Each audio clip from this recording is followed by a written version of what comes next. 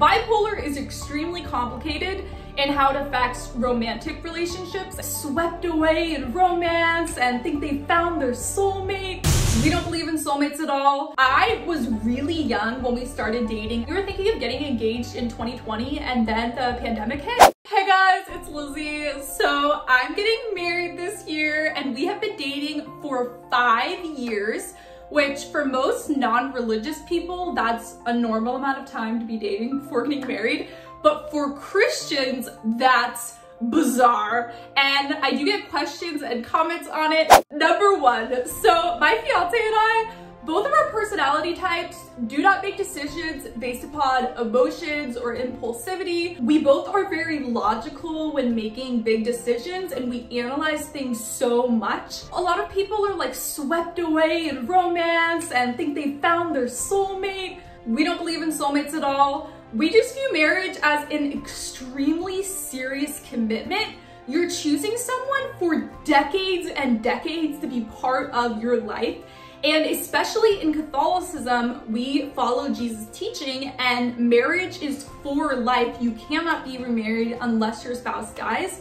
And so we just take it extremely seriously. Besides becoming Christian and then becoming fully unified into the Catholic Church, this is the biggest decision we will make in our entire lives. We're just thinking honestly about how huge of a commitment that is and not getting swept away in any emotion. Number two, I was really young when we started dating. I had just turned 23 and I was in a phase in my life where I wanted to travel all the time and have fun with friends and be free.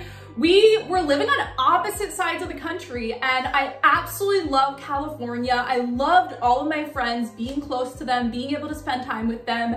And there was no way I was going to give up my life to move across the country to be with someone. My friends were not married. A lot of us were not in serious relationships. I just wanted to be free and do my life and not be tied down to someone. And I was young. Number three, I have bipolar disorder, and because of that, I'm extremely cautious. Bipolar is extremely complicated in how it affects romantic relationships. It's very common in a manic episode to immediately fall in love with someone and feel like you're amazing together and you love the relationship. And it's really just the brain chemicals from mania that you are confusing with the love you would feel at the beginning of a relationship.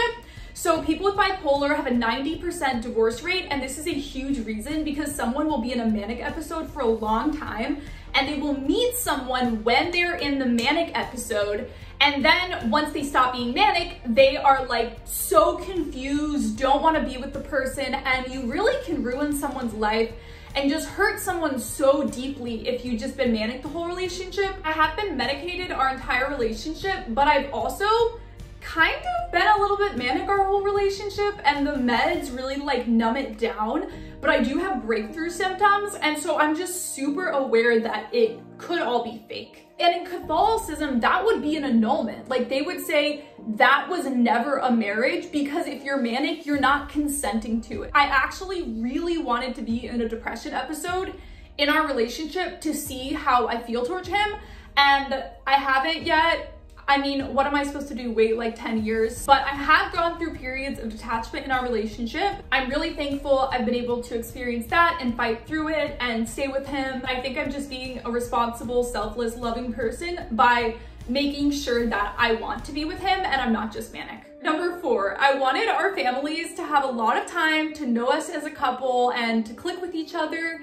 Just because when you're getting married, it's not just the couple, it's also you're joining each other's families. And I had so much time to go back to where Trevor's family lives and spend time with them and really get to know who they are. It was hard on my family when I became Catholic, and then it was also hard on them when I started dating a Catholic. I definitely know that some people have this attitude like if their parents don't accept their significant other, like I don't care, I'll cut you off.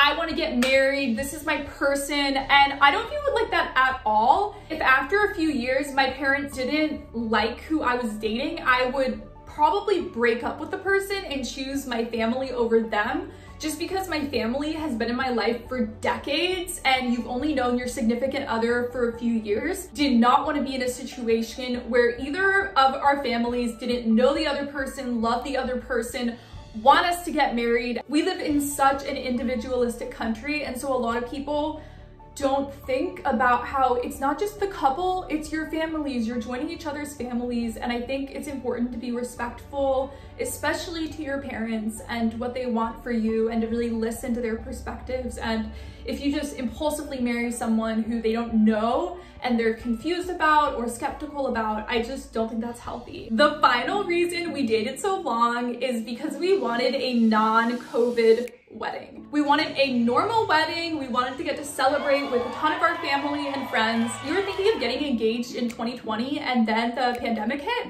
And so then we're like, okay, let's wait until it's over. And then we were like, 2022, there's no way it's gonna be going on in 2022. So we were like, just playing it safe, putting it off so much in 2020 and 2021, where a lot of people, they had like only their families, super small. A lot of people were watching through Zoom, tons of masks at the wedding. So the fact that we can have a lot of people gathered together, we can eat at the wedding, we can interact without masks, it's gonna just be really amazing and a normal wedding. And just like how I said, marriage is about the family, the wedding is also about your family and friends coming together. And we are still having somewhat of a COVID wedding. We are doing COVID tests before, and we are requiring vaccination. It's a really hard decision to make, because if you don't require vaccination, some people will not come. If you require vaccination, other people won't come. I am so grateful though, because there have been people we love who are not vaccinated, but are choosing to get vaccinated just so they can come to our wedding, which makes me so happy. And I absolutely love that most people in my life, it's not creating a divide and they're not gonna miss out on our wedding. I love you guys so much, and I will see you in my next video. Bye.